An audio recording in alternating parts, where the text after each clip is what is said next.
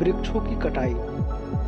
पेड़ CO2 को सोखकर वातावरण को ठंडा रखते हैं, लेकिन जब पेड़ काटे जाते हैं तो ग्लोबल वार्मिंग बढ़ती है। प्लास्टिक और कचरा।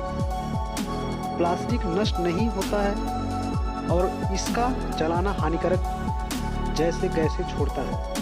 अब हम जानते हैं कि हम ग्लोबल वार्मिंग को कम करने के लिए क्या कर सकते हैं। पेड़ लगाएं, ज़्यादा से ज़्यादा पेड़ लगाकर हम कार्बन डाइऑक्साइड को कम कर सकते हैं। अगला, ऊर्जा की बचत करें, बिजली कम इस्तेमाल करें और सौर ऊर्जा सोलर एनर्जी अपनाएं। प्लास्टिक का उपयोग कम करें, कपड़े के बैग और रिसाइकिल करने वाले प्रोडक्ट्स का इस्तेमाल करें। पर्यावरण के प्रति जागरूक बने, दूसरों को भी इस समस्या के बारे में बताएं और जागरूकता